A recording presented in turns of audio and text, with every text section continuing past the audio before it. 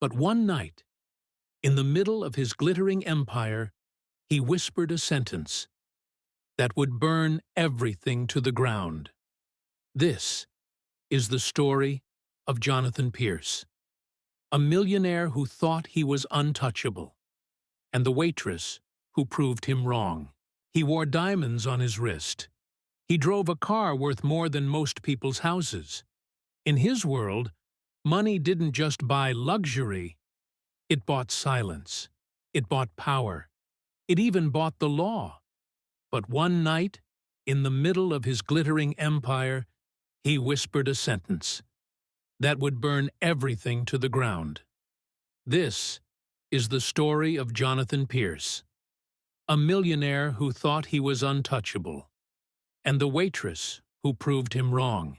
Jonathan Pierce was a name that carried weight.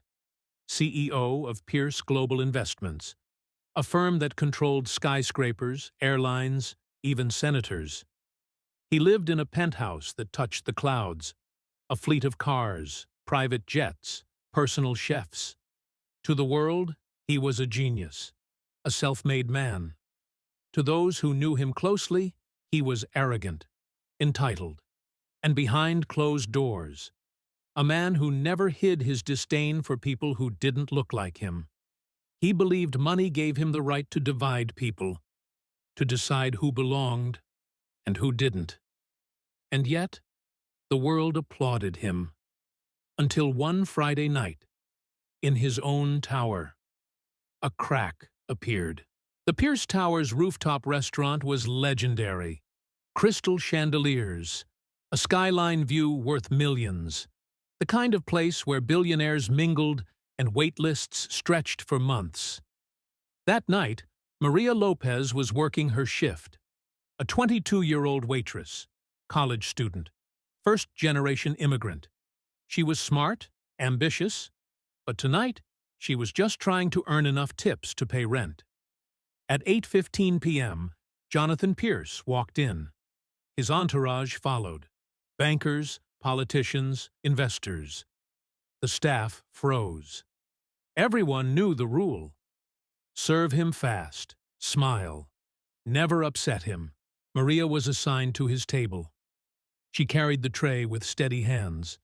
But when Jonathan glanced up, his smile disappeared. He looked at her name tag, then at her skin. And in front of everyone, he said, "Get me someone else. I don't want her serving me." The restaurant went silent. Maria blinked, unsure she heard correctly. "Sir, did I do something wrong?" Jonathan leaned back, smirking. "You didn't. But you don't belong here. This isn't your world." Her face flushed with humiliation. The manager rushed over, whispering frantically, "Maria, go to the back. Please don't make a scene." But someone was watching. A guest at the next table quietly pulled out their phone and hit record. By morning, the video was everywhere. Jonathan's voice echoing across millions of screens. "You don't belong here."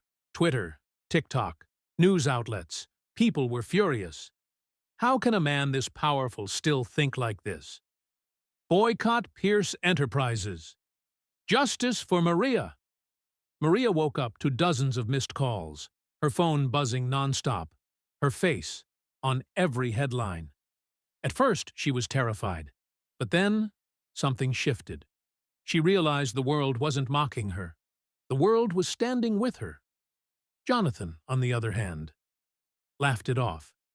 In an interview, he said, "People are too sensitive these days. I run a business, not a charity." But this time, money couldn't silence the storm. The stock market opened Monday morning. Pierce Global Investments, down 12%.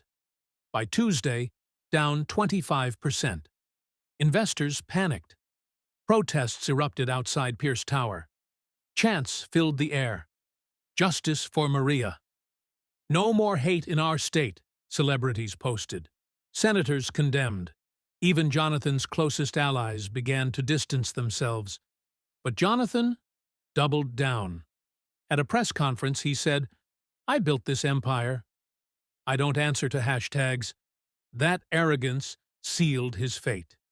Because Maria had just been approached by a team of civil rights lawyers, and they were about to take the fight into court. The trial was broadcast nationwide. Jonathan arrived in his tailored suit, flanked by lawyers. Cameras flashed. He smirked. Maria walked in quietly with her father by her side. Her hands shook, but her chin was high. The video played in court. Jonathan's words echoed, "You don't belong here." His lawyers argued it was a misunderstanding. He never mentioned race. But the jury saw the truth. They saw Maria's humiliation. They saw Jonathan's arrogance. Witnesses came forward, former employees, stories of discrimination, intimidation, silence. One after another, they revealed the truth Jonathan had buried for years.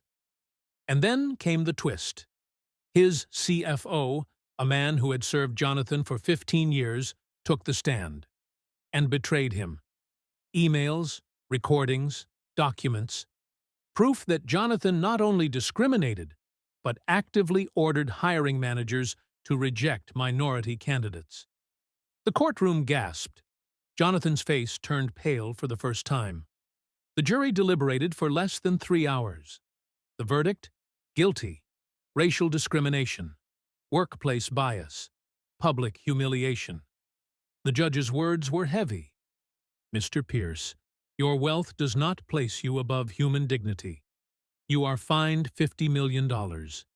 Your company will undergo federal oversight, and you are hereby stripped from your position as CEO." The empire collapsed overnight. Stock prices nosedived. Partners abandoned him. His penthouse was sold. His jets repossessed. The man who once dined with presidents was now a disgraced figure. Bankrupt. Alone. Forgotten. And Maria? She stood outside the courthouse, tears in her eyes. Not tears of sadness, but of triumph. Reporters crowded around her. She held the microphone and whispered, "I never wanted fame. I never wanted a fight. I just wanted respect. And if my voice can help even one more person feel like they belong, then it was worth everything." Months later, Maria received a scholarship from a top law school. She chose to study civil rights law, to fight for others who couldn't fight for themselves. The restaurant where it all began? It renamed its rooftop after her, the Maria Lopez Sky Room. Jonathan Pierce. The last anyone saw of him, he was leaving the courthouse in silence. His empire gone. His arrogance shattered. Sometimes it takes just one voice, one video, one act of courage. Jonathan Pierce believed money made him untouchable. But Maria Lopez proved something stronger. That dignity cannot be bought. That respect is not for sale. And that when the world stands against hate, even the mightiest can fall.